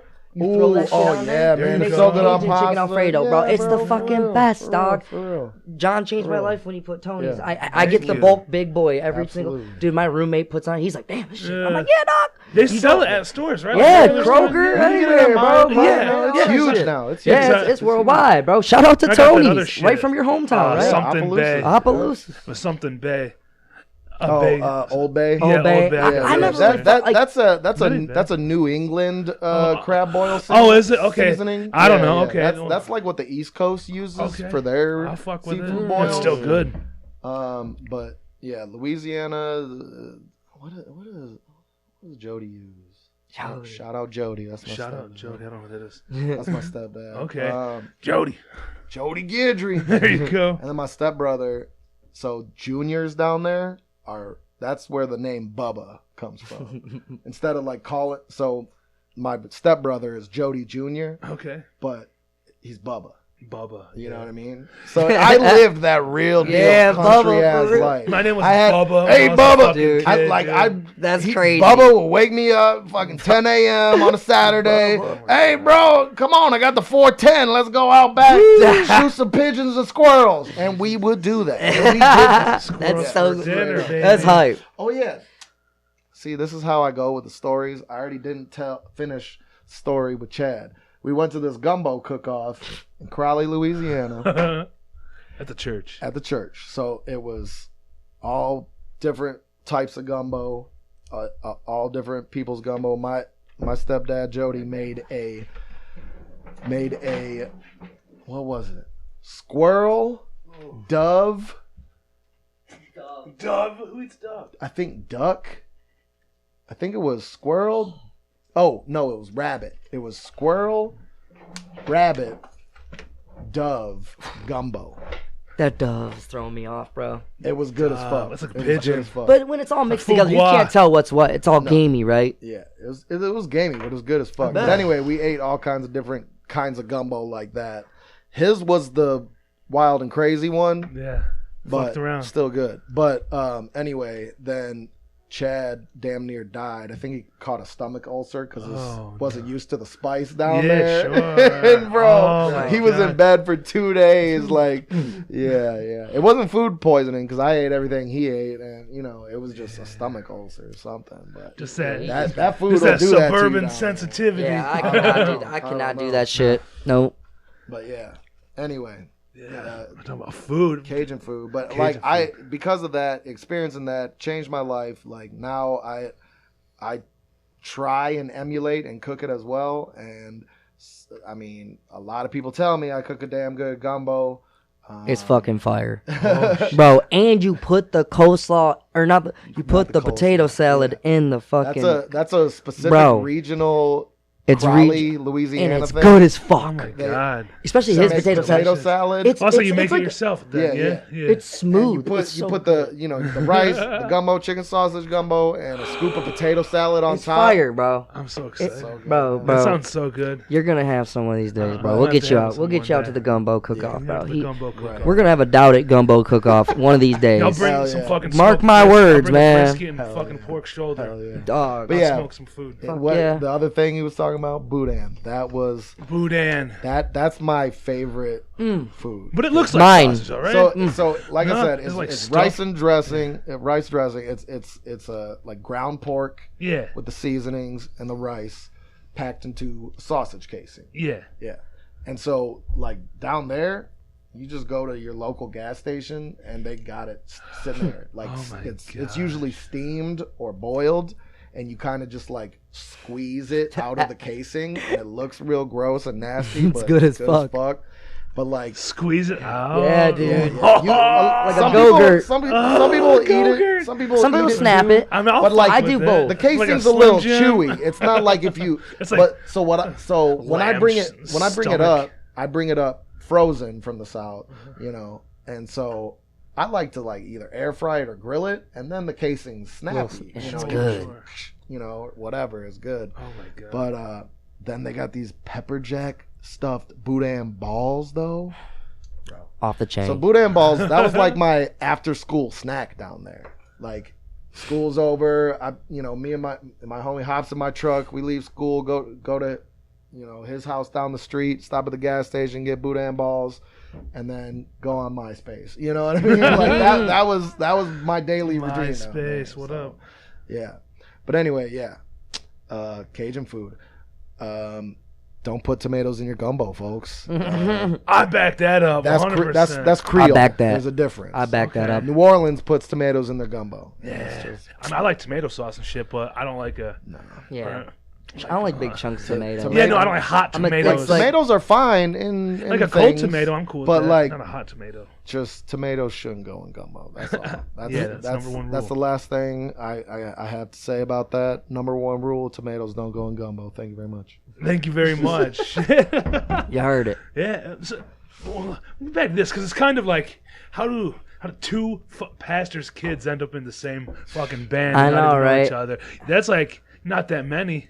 Dude. Yeah. But there could be. I don't know. I don't pay attention. And we had the same group of friends. We ended up connecting by the same. My buddy Chad is also a pastor's kid too. No shit. Like how are all these I guess pastors' kids want to rebel and get into the hardcore scene, and then we meet each other. The For Today shit was for me. Like I liked Christian metalcore and shit. Yeah.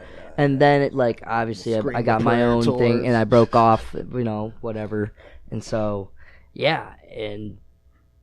But yeah, how it really happened, how like at least for me, how I got connected with so many friends like as soon as I moved here was, I remember Cornerstone Music Festival. Yeah, that was like the big Christian underground music festival, and where was it? Bushnell, Illinois. Yeah. Yep. Okay. So I went to, if it wasn't the last one, it was one of the last ones in 2009 or something.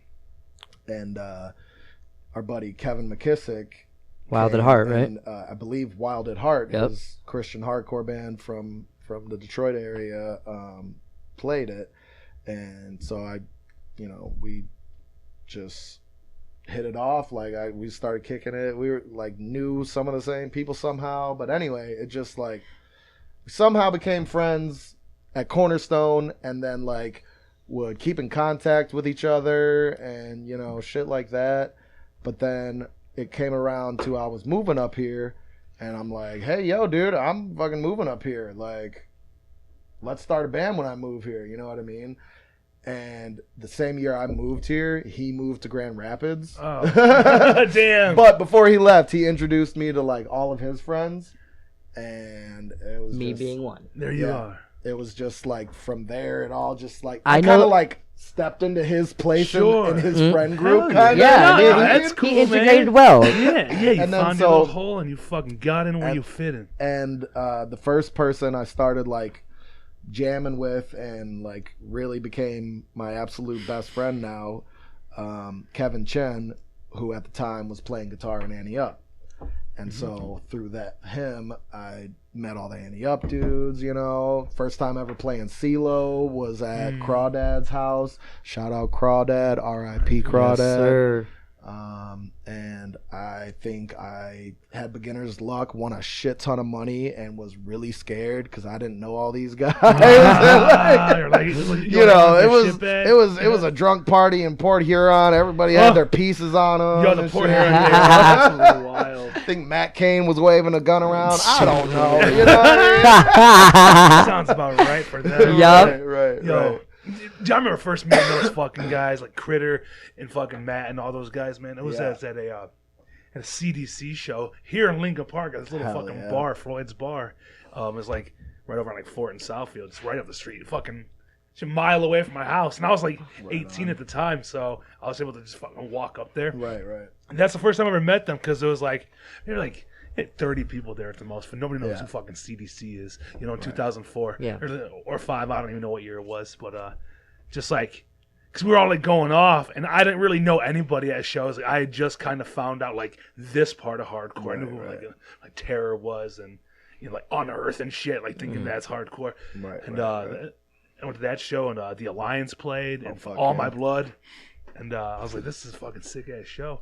And then afterwards, like just after the show, everyone was like hanging out outside. And just to meet Critter and like Matt and all those people for the first fucking time. They're characters, man. So long ago, Right. almost fucking 20 years ago, not 18 years or so. It's like, it's weird to know them that long. So, dude. so I'm going to start to go up to fucking Port Huron It's crazy for that shows Annie Up's there. been a band for, I think next year will be 18 18 years. years. Yeah, It's yeah. nuts, They can go into the army, man. Some soldiers, bro. Yeah. God damn, for real. Like, they're legends, bro. Yeah. Like, for real. Like, as a young cat, like, bro, Annie Up, Detroit hardcore, for real, for real. Fuck yeah. Beat your ass. Well, there's a weird time with Like- with Annie Up too. Like even when they started like being a band, like it was strange because there was like older guys in hardcore weren't like okay with the come up of like other people. Like it was like a new generation, so it was like a weird like separation at shows. Like these older guys, they're only like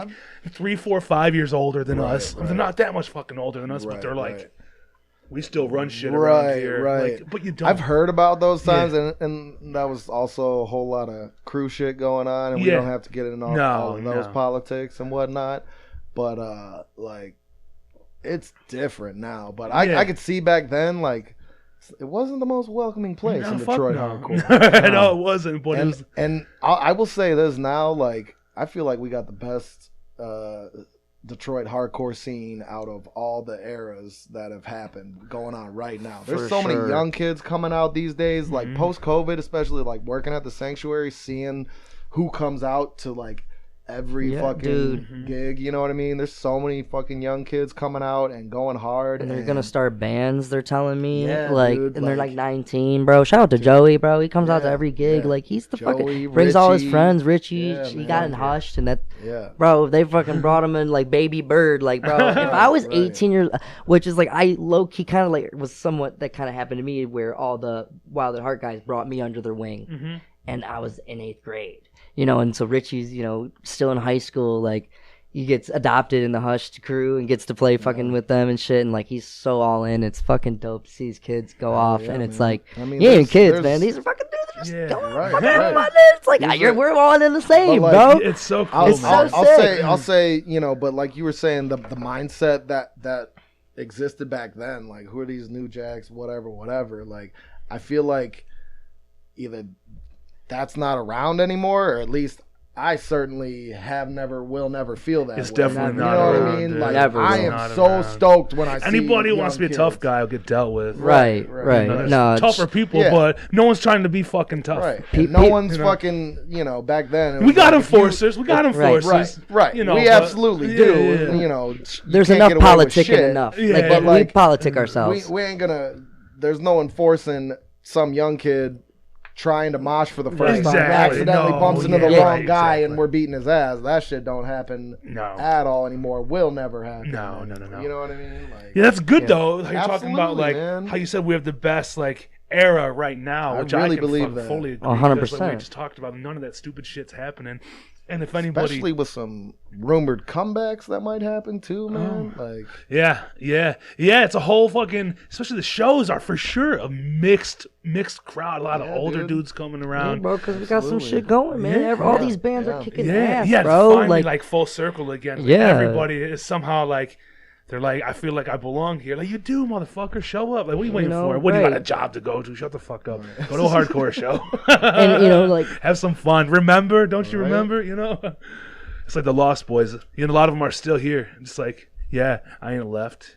Yeah. I didn't go for a few years, but shit. Life happens, right? But like, I thought about it a lot. It's always, it's never going anywhere. You know what I mean? Right. Like, just here, the outlet is still fucking here. People can come and go, and Annie Up will be there. Bro, for real, shout out. So we still bro. I'm so stoked we get to play with them, bro. It's gonna be fuck cool. yeah, dog. So.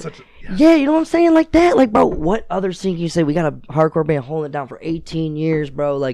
Just there's definitely other scenes that have older bands for sure. But it's just cool. I'm just feel great. I'm feel good to be here. Because I'll say shout out Negative Approach. For real, we just have a culture 40 here. fucking years. Obviously that's the original punk hardcore, Detroit punk hardcore shit. And, I'm not the biggest Negative Approach fan musically. I'll just be honest. I'm not. That's not my style of hardcore. But that is the beginnings of hardcore. And the fact that they're, 60 something, like John Brannon up there, man, what the fuck?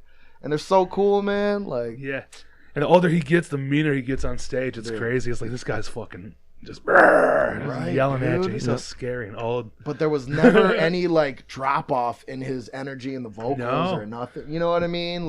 Dude. Yeah, it sucks, dude. I've tried every fucking avenue to get a hold of that guy too, to have him do the podcast. It's impossible. Really? I just don't think he gives a fuck. He's on Instagram. I don't know if it's him. It's got to be him.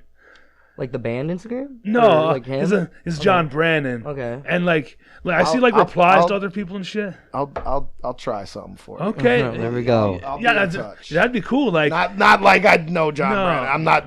It's not that. I'm not we may have access to but a I know personal... somebody who knows somebody in the band. Maybe not John Brannon, but somebody you could get on the band. Yeah, that'd be dope. Just I'll think about it or go fuck yourself. I'm cool. Right. All right. Hey, and some people have no interest. I think me and you were talking earlier, people jumping around on stage, having fun. They're all putting their energy out there, but they don't want to talk about it. Yeah. Some people are I'm just cool not talking about it and just doing what I like. Right. I'm that's fucking fine. There's so many Detroit people that are just absolutely not. I'm all right, cool. We're totally fine with it, but some of those stories they probably have are I know. You'd probably have some shit to say. Yeah. Which everybody does. Right.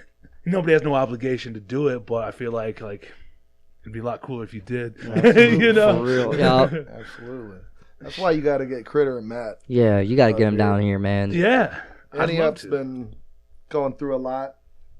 I'll say that, but Critter and Matt got some fucking stories, man. Yeah, they go man. on and on and on, and not in a bad way. They do be going on, but I love those guys, and I mean, they've seen it all. I swear, shit. Yeah, shit.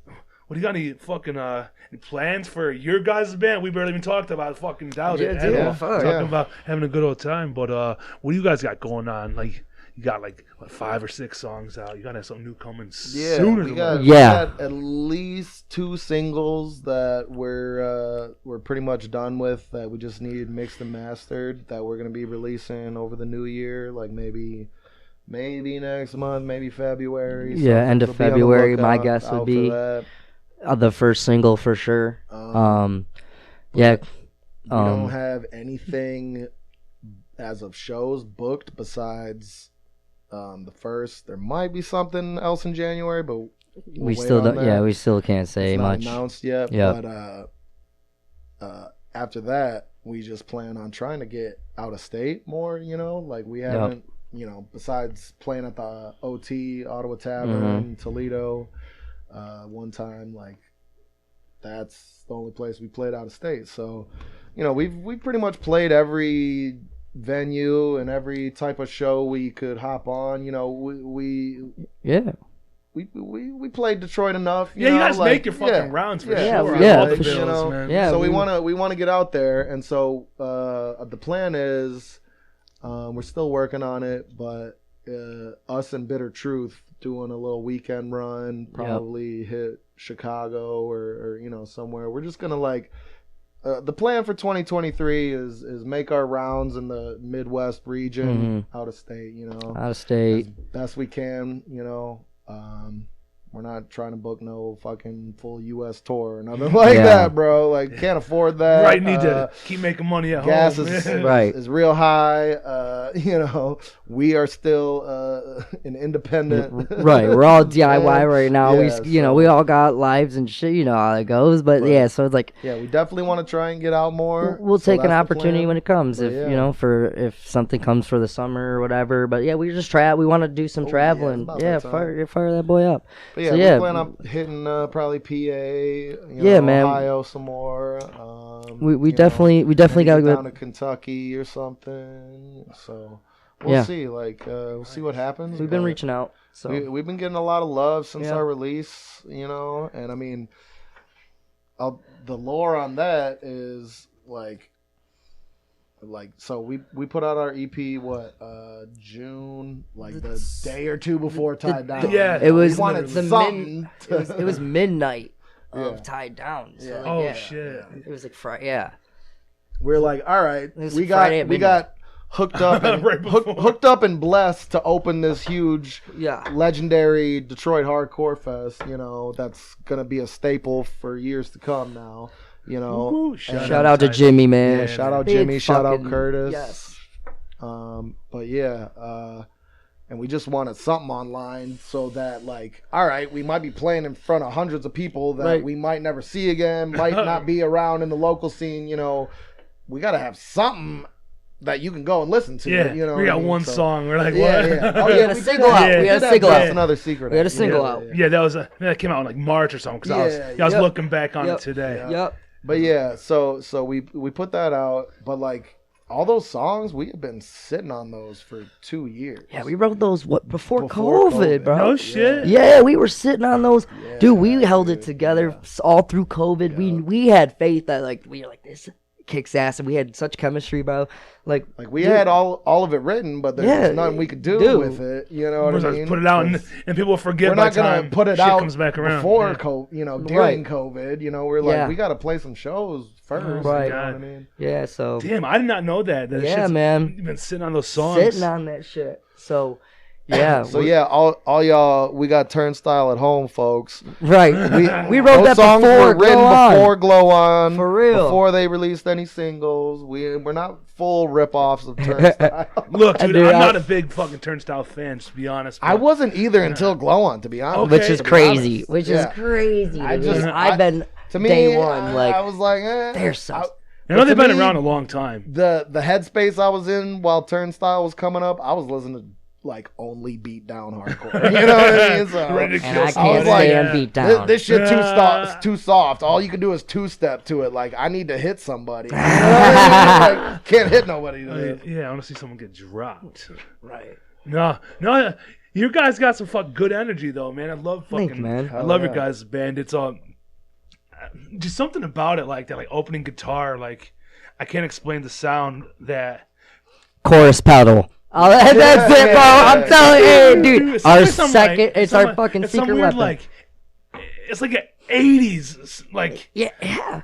one string sound or something. I don't fucking know. It's like It pierces in, dude. Yeah, I'm like, what is this, dude? I'm shout like, out Chris. Chris is a fucking mastermind, bro. Yeah, dude, I He don't know how to really explain is. it, but I'm like, that sounds so can't dope. Chris with the explain it either. leads, like he is just like, I don't know, honed it in, and like He's got really his sound. really with that shit, it's like established our own sound. I feel like because he just like, and so his favorite band is 311. Yeah.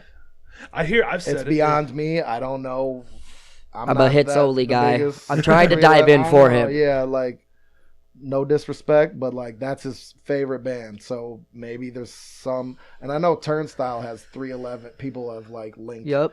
311 to them too, but like legitimately, Chris's favorite band is 311. So Yes, like legit. that's where that comes from, I guess. And but he like, said he tapped in like a TUI type of mindset when writing it a little bit, because people have I said we have a definitely- little TUI vibe. I figured that out like, and I get it. like 2 days ago. I was like, hey, it sounds like fucking Trapped Under. I said one song. Little You know, bit. when he says I'm TUI, I don't know the name of that song. But I was like, that sounds like what TUI till I die? That or sounds something? TUI. probably, yeah. I wasn't a huge fan of them. I was like, You're a big fan of well, no, I think they're good. I wasn't when they were first like really active. I wasn't like really crazy about it. I just didn't care. I was like, I'd rather Okay. listen to Death Threat and shit like Okay, that. word. But probably over the past like 5-7 years, I'm like, fucking, like shit. I totally missed out. Like I wouldn't go. Like I'd go out of my way to say, I'm not gonna go to that show. But I'm like, oh shit, now they're fucking absolutely. Yeah, I caught him on huge. hiatus when I got into them, and then they came back for a couple years, and I caught them every single time.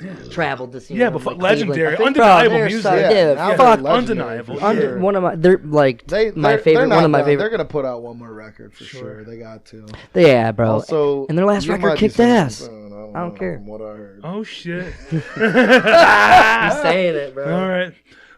What's cool for Derek from Never Ending Game is playing drums for them. Yes. Yes. Yeah, for their next 2 shows, they got one in New York and that thing in like Baltimore or whatever. Yep. And Derek's fucking playing drums for them. I was like, Fuck yeah, damn, that's dog. sick. Yep. Yeah, That's like, crazy. Detroit Connect.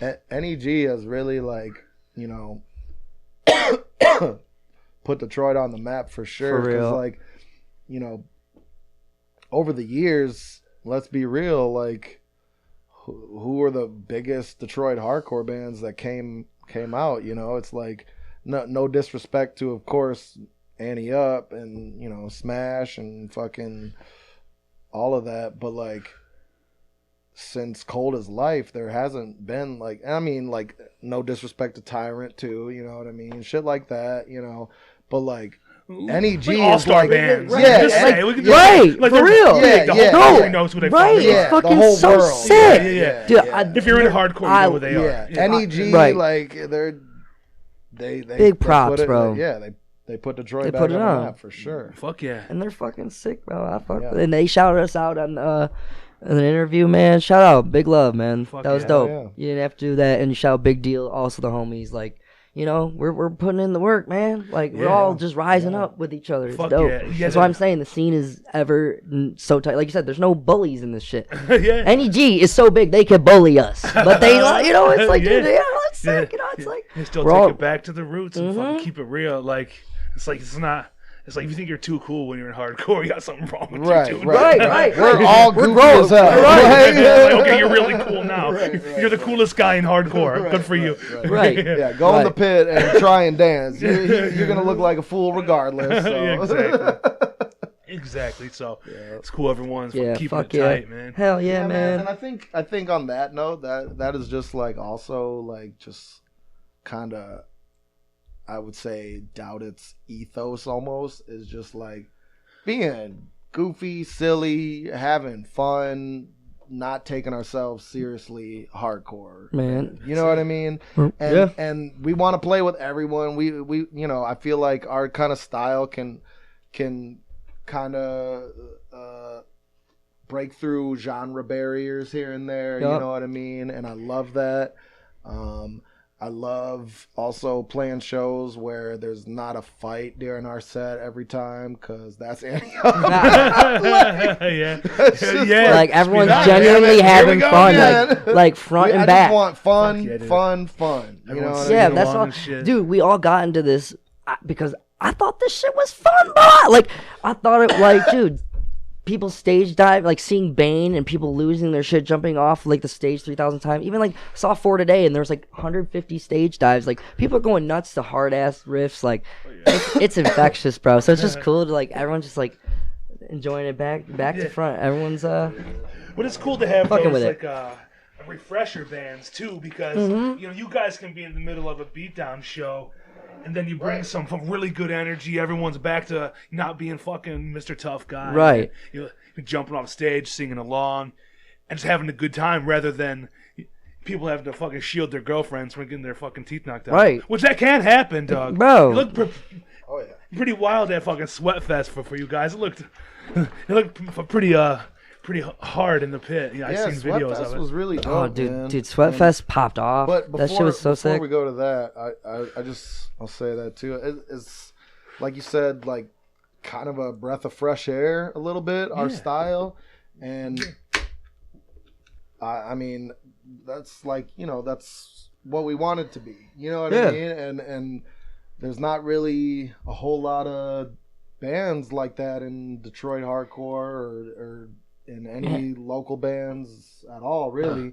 I will say Split Up from Grand Rapids, they're dope. They're kind of along those lines, military gun-ish type stuff. But anyway, Sweatfest was sick. Bro. Like, that was basically our first out-of-town show, you know what I mean? On the outside west side. Ann Arbor, which obviously, I mean, I got a shit ton of friends in Grand Rapids too, but like there was, I mean, expectations were low for that, to be honest, and like they said it was the best turnout they've ever had. Like, there was tons of young kids and everybody was into it. The energy never stopped, like throughout the whole night. Fuck yeah, bro. Yeah, man, it did look cool because you see all the fucking videos. I forgot the dude's name. Christian, bro, big shout out. Yeah, him putting all those videos you know, he comes in the scene.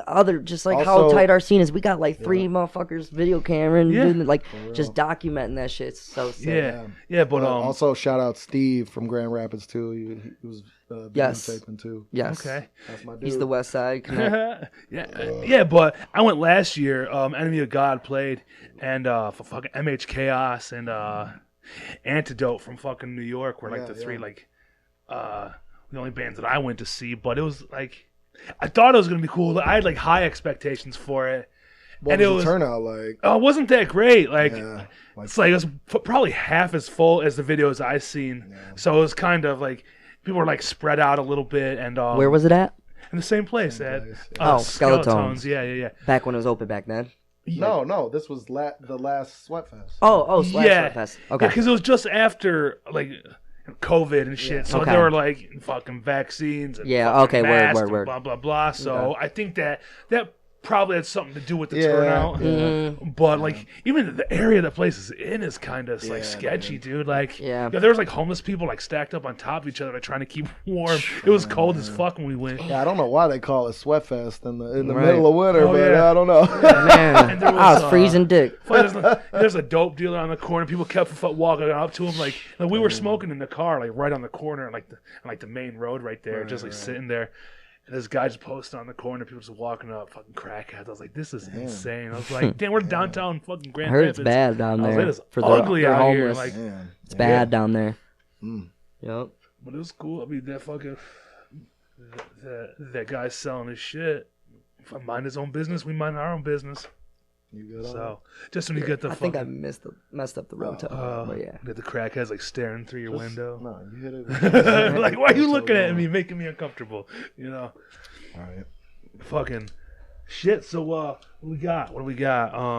I wrote down, what do you guys think's gonna happen at fucking Tie Down this year? I know, I don't want to know the inside information. I'm just saying, you guys got any cool predictions? I know it's a couple days. I mean, we have some inside info, but we cannot confirm or deny. I'm gonna keep it a buck. I do know some things, but I will not discuss on this area. No, I have to.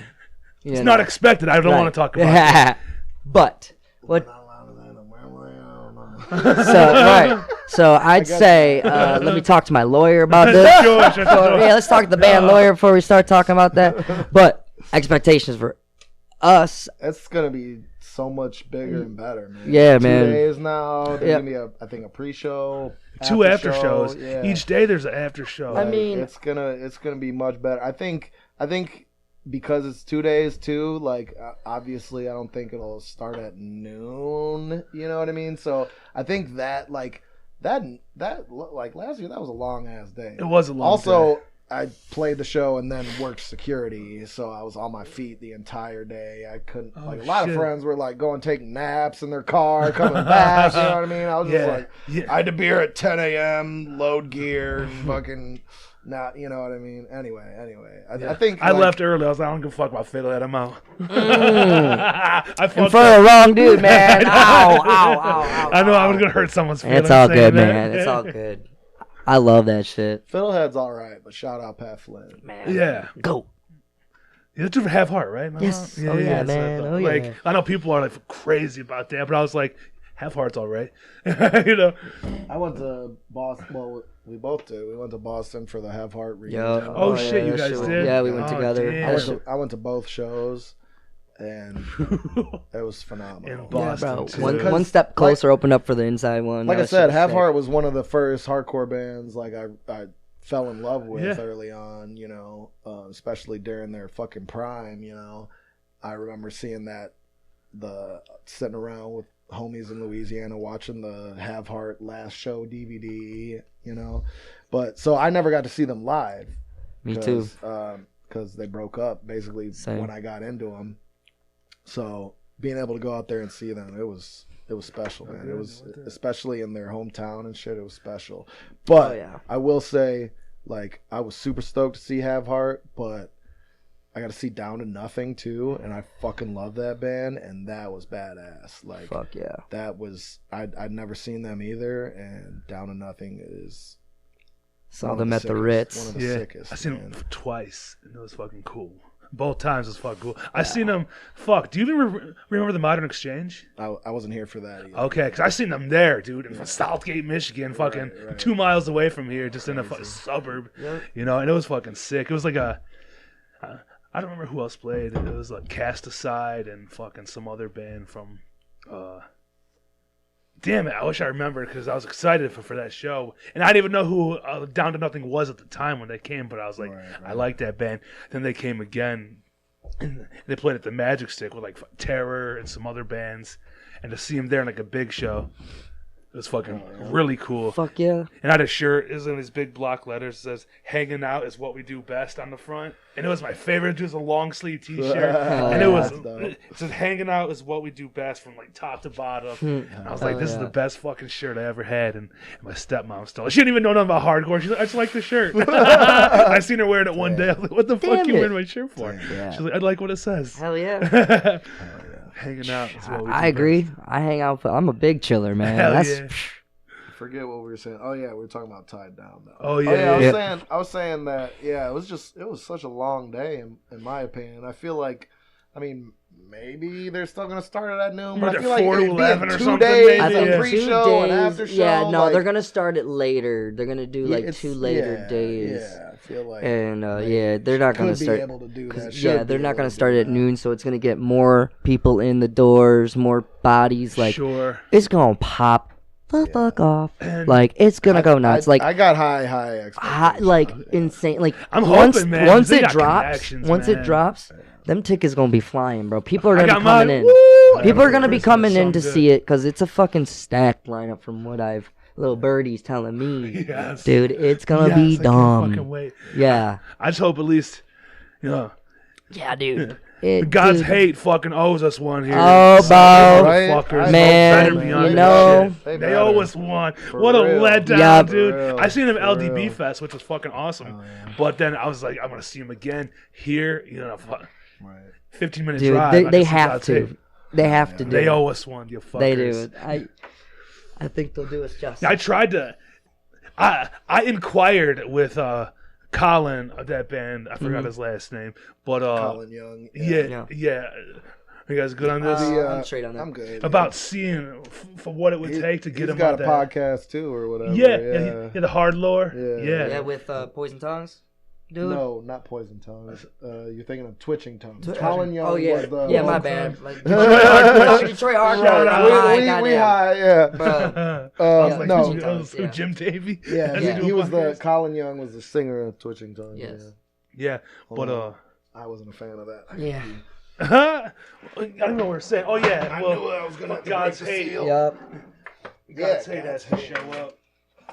So they all I didn't realize too that Terror's guitar player plays for God's Hate too. Yeah, has been in so many. Martine. Yep. Yeah, he's a badass. He goes, Hell yeah. he's the best backup dude too. Like backup vocals. He's Fuck yeah. hilarious. Yep. And then homeboy from Cruel Hand plays bass. The singer of Cruel Hand. Yeah, Bro, that's my favorite, bro. Cruel Hand's love that band. Yeah. They were one of my first hardcore bands I really latched on to. Prying Eyes. Did you go see them with Death Before Dishonor? Did you go to that show? No, at I the did. Sanctuary? Wait. Yeah. Yes. It was. I did. back Yeah, in I was there. spring. Yeah, it was just happened. Yeah. It was like a Monday night. Dude, so I yeah, didn't go. dude, and it was like I a was light annoyed. crowd, but dude, the badass thing, he's like, what do you want to hear? Like, he's like, request for our encore, and I think Kenny Smith requested, I forget, I think not Threes, but something I think off of Born Into Debt. My favorite EP. I got that shit tattooed on me, bro. Oh, Fucking, shit. I love that EP. One of my favorite hardcore EPs ever. Yeah. So he requested a song off that. Dude, and it's so sick to just see them just like step up and just play it like they knew it. You know, they didn't have to like, you know, every band rehearses, you know, and has a set. Mm-hmm. So I thought that was dope to show like that they've been just tight and they can fucking just rip shit. And like they're just legends, bro. In my like, this is so sick. Especially when they're like one of your favorite bands, and then you know the show's like not going to be a big show, but you're so fucking excited They're to still see doing that. it, bro. And like, yeah, bro. We got less than 100 people, or maybe 150 people there, right? And you feel like it's like just for you, 100%. You're like, this is just for me, dude. This Fuck is amazing. yeah. You Dude, know? when I saw him at LDB, that was just for me. I was off the Hennessy, dog. I was jumping off the fucking. Just for me. Feel bro, selfish. that was, man, I never fucking moshed harder than my life at LDB Cruel Hand. I made sure to know. Yeah. Motherfucker, my small ass was coming to do some. I was there, and the Hennessy was talking. I loved it. My God. I love that band. Yeah. Dog, shout out. Shout out Cruel Hand. Big time. Yeah, fuck. John, I had a funny question for you. Since you work at the Sanctuary, I gotta ask you, what do you think is the worst show you've ever seen there? That Wait, at the Sanctuary? like, dog, like, bro. It doesn't have to be a hardcore band. It could just be something that you had. Dude, you gotta get a work good one. at. I've Okay. seen some bad Easy. ones. Oh my god, man. Man, where to start for you? Have you ever seen like something's off the wall, some weird shit that you're like, why is this here?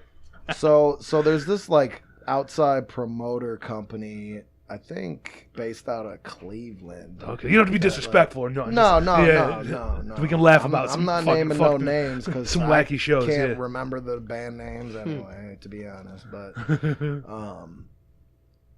there's this outside promoter company that books like, you know, shows in Cleveland, probably Toledo, you know, Detroit, Ann Arbor, wherever. They book at the Blind Pig, you know, fucking Loving Touch, wherever. They book these local showcases where I don't know how they even find these bands. Mm-hmm. It's usually like 7, 8, 9 bands, and you know they make them all sell tickets to their friends to come out, you know. Which, you know, there's big discourse about if that's pay to play or not. Like, they're not saying you have to sell tickets, but like whoever sells tickets will get paid. It's basically promote to instead of pay to play, it should be called promote to get paid. Right. Yeah, okay. For real. Like, Yeah. I mean, if you don't want to put in the work or just like, I don't know, Right. you know. It's a different story if it's here you got to sell these tickets or you can't play. Or you have to pay $100. Right. That's a whole different story, and the Sanctuary don't do that. And for real. To clear the air. Fuck pay to play. It's not. 100%. It's not. Promote to get paid. We can do that. We can talk about that. But anyway, so there's these local showcases that they put on. Like, Maxwell's not involved in any of the booking or whatnot. He just, they pay our, fee. Like a rental. To pay our, staff and whatnot, as it should. And then they book all these bands. And like I said, I don't know where they find these bands. A lot of the times it's like people's first show. Right. Or it's like somebody's garage band. They're like, hey man, we got asked to play this gig. Right. And, I'll see these like, randos and normies and people that I've never seen come to the Sanctuary, like, but they're like, oh man, like we're gonna play this awesome venue. Right. It's bands not tapped into a scene. It's basically all it is, like that's how those go. Sometimes they'll be from out of town or a couple hours north, or I don't even know. Like I said, I don't know where they find these. Man.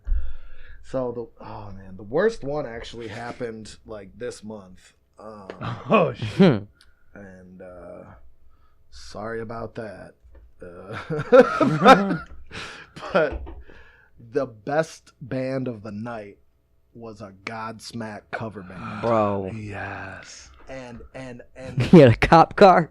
Bro, and the lead guitar player was like this wannabe cop dude. It was God, cringe. It was like, oh my God. And they didn't play I Stand Alone. They didn't play Stand Alone. They didn't play Voodoo either. What a waste of stage. They didn't play Voodoo.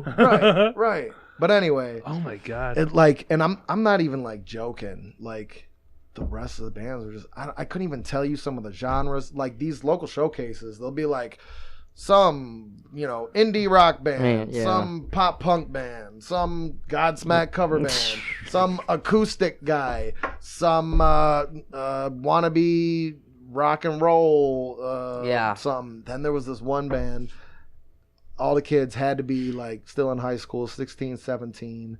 They sounded like wannabe All-American rejects. Oh, wow. And their dad waltzed in, all like, I'm just assuming it's got to be one of their dads, but he didn't say that. He was like, hey, I'm the manager for whatever the band's name was, like super serious. I'm like, right on, dude. Yeah. like both cigarettes smoke on his face. Like, yeah, sure. Yeah, like you are managing. I don't know. It's obviously a very serious operation they have. Right. Like, I don't know. I can't even, dude. Like, I'm the guy I'm the number one dude that's there like every fucking day down here. Like the only time you have a legit job there. It's not. Yeah. Like the only time I'm not there is because I'm playing a show myself or something like that. But like, so yeah, I there's a lot of bad shows, man. There's a lot of bad shows. Yeah, bro. Yeah, and man. Like that's not on Maxwell or nothing. No, it's just that's also my opinion. Like when the deathcore tours come through and shit. Oh my god. Long hair. Don't get him started on deathcore, man. Can't fucking Hey man, I am not gonna. Yeah, it ain't my bag. It ain't my bag. That's all I'll say. I can get with a little Whitechapel here and there. Bro, I saw For Today with Whitechapel, and I saw my first Wall of Death with them. Oh God, they were crazy. It was cool to see them because they were the best doing that at that time. So like seeing Whitechapel was dope. I'm glad I got to see it. Where was it at? It was Royal Oak Music Theater. It was sick. Y'all gonna make fun of me though. No. Enter Shikari. That I loved it, bro. I still listen to a little bit of Enter Shikari since that day, seeing them. I fucking fuck with that band. They're they got the synths and shit. Like, yeah, bro. I don't know what it is. It's honestly it's dog shit. Like it's like I'm kind of like guilty pleasure band now, but. Sure. So it was Enter Shikari, Whitechapel, For Today, and Devil Wears Prada. It was my first hard show ever. Okay. It was my first. Yeah, this is like, with my buddy Christian Flanagan, who runs our energy for sure. Yeah, dude, so, bro, and I loved For Today, so I was so fucking stoked to see them for the first time. I even like went out to their bus and like talked to them and shit. Like, yeah, cool. dog, I was a band. young cat. I loved it. I wanted to be in the scene, dude, and I thought it was sick. And, I met the band. yeah, bro, like fuck yeah, and so yeah, and I was into the church still. Like I still probably like I still was going to church. Shit. So for me, like we had the same upbringing. So for me, it was Under Oath. Yeah, and I'd listen. Oh yeah, I listened to them too. But like, I saw them right after Define the Great Line came out in like 2006 in New Orleans. That was like my first. I'm still in high school. My mom barely let me go. Yeah. And I went and saw it was what was it? It was fucking. Damn, my memory's bad. I know Under Oath played, and then maybe. What was Alexis the band on Fire? Ooh, I think that was. Because they would be at that era. Because I also fucked with that band at that time. Actually, before I went to that Under Oath show, I was at House of Blues in New Orleans, and it was Census Fail. Fuck yeah. Fucking Alexis on Fire. Fuck yeah. Seosin.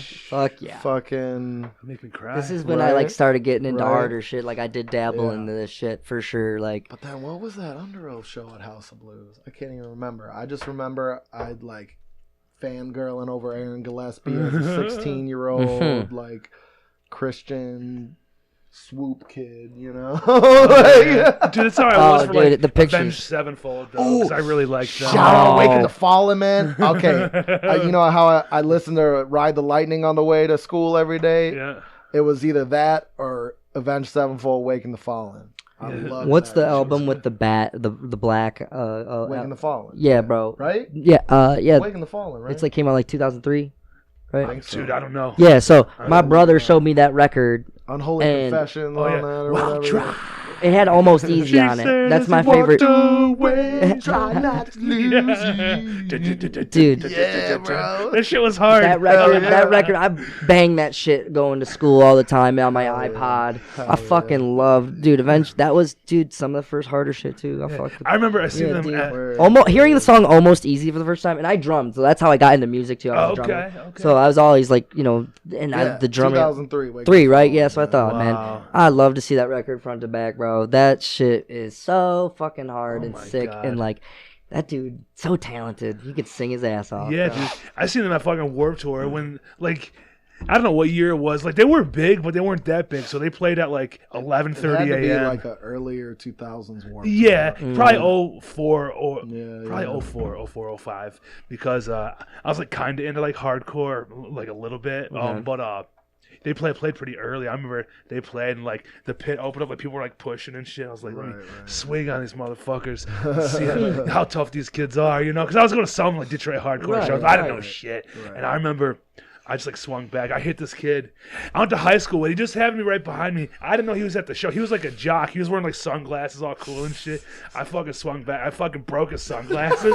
They were sitting on his head sideways. He was bleeding and shit. Like Avenged Sevenfold? Yeah, he was Avenged Sevenfold. Badass. He was holding his Hell face yeah. and shit. Like what the fuck just happened? He just rocked a Yeah. normie Warped Tour, dude. I That's did so that. sick. I had no idea, and I just Dude. happened to go to high school with the kid too. I was like, Hey, "This is a fucking hey, ass." live and Say learn, something, bro. No, never said nothing. Oh, Not even man. at school. Not even Not at at school. school. No, he was like well, no, because it was in like June or July, so school was already over for the You went- summer. yeah. He got his ego checked. He didn't want to talk about it. Yeah, I just ruined his Warped Tour. He got Yeah, a fucking bro. black eye and broken sunglasses. Hey, man. Oh, that's what you get. Hell yeah. And I remember like Misery Signals played that one, and like Atreyu and some like yeah. other. I think like Bleeding Hawthorne Heights. mascara. It was so bad, but then like.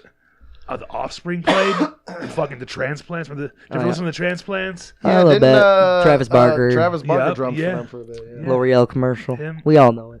And Tim Armstrong. Yeah. Oh yeah. Ooh, ooh. yeah. It was like Diamonds and Guns. Dude, Diamond. Yeah, bro, was it Skinhead Rob? What's it? Yeah, Skinhead Rob, bro. Yeah, Skinhead Rob. Legend. Yeah, yo, that band's so fucking Dude, good. yeah, I love the dude. Transplants. I listen to them way too much. Really? Yeah, I mean not way too much, as some people might think it's way yeah. too much. I'm like, you still like that band? Yeah. Hell yeah. I still listen to Scarhead too. What about you? Love Scarhead, but yeah, dude. I mean, we fucking went through a lot. Hell yeah. We talked about what's going on with your guys' band. you guys are playing the fucking show coming up, the 10 for 10. And you don't have any other plans after that? As right now, you can't. Right. Nothing we can say. say. Promote. You know, nothing we can promote. Next but we got big plans. We got a lot of things we're moving. So man, we're looking forward to it. Big year. Whole new year to fucking. Bro, that's what I'm saying. Big things coming soon. Right, from the local band. Right, but hey, we got a lot of work ahead, and shit. We're about to hit the studio. We have plans to hit the studio. So awesome. yeah, man, we got another EP for sure this year. Like. At least recorded. Cool. We're talking about just take our time. We want it out this year, but no promises, dude. We're a local band. We're still just DIY. Kick ass, bro. Fucking, we're gonna do the damn thing how we want, bro. You wait. You gotta wait for it if you got, But yeah, we're working hard this year. I can tell you that. We're 10 toes deep. We've gotten a lot of love so far. Only been being an active band for 6 months. 6 months of summers. We just hit the summer. We're a new band, but we've all pretty much been around, been in other bands and whatnot. We've already done our thing. Like everybody already kind of knew what to expect, but a lot of people were very surprised when I remember when we played our first show, we played with Come Out Fighting and all, and No Vision, Killing Pixies, shout out. Yeah. And we were like, yeah, this is our first show. And people were that was at Parts and Labor, right? Yeah. People were like, March. What the fuck? That was your first show? But it's dude, we all been around and know how to play. Right. And like we said, we've been sitting on these songs for 2 years. Dude, we would go to shows. Yeah, we've been grinding for playing, been active for 6 months, but we figured out a sound. And people in the scene knew we were cooking up shit, and so every show they'd be like, "When's the doubt?" And people would be like, "That shit ain't coming out," bro, because we were sitting on him, and we had some injuries in the band. He broke his collarbone. Our drummer shattered his elbow. He's still doing physical therapy. His shit's not even 100%. So we had all these delays and shit. And everyone's like, "Oh, this is all bullshit." COVID, So then we finally got it together, got it out, and it's been just so sick that we had that good summer, man. I'd say, man, so it's been fucking sick. And all the band, a lot of love from obviously the homies around the scene and whatnot, but and locally and whatnot, but beyond that too, man. I mean, it's been really cool. People, there's bands that want to bring us out to their city and whatnot, and we want to do it. So we're gonna try and make it happen. Yeah, we're gonna try and make it happen. Let's do it. Yeah, man. So and you Detroit hardcore worldwide. For real. Your Doubt It fucking TV thing. You guys did 2 little 30-second. So we got to do more. We're gonna try to do more and shit. Tied Down. That's gonna be a movie for real. It's gonna be Tied Down the movie. Doubt It TV. You gotta teach me more the podcast asking questions. No, I'm just. I don't know nothing. Look at me, I'm a fucking idiot. Because every fucking time you smoke weed and ask questions. We've done the Doubt It TV. It's all of us just half drunk, fucking stoned, just running up, asking people random shit. You know what I mean? But little do they know. I know, but like I said, that's what we want to be: goofy, funny, whatever.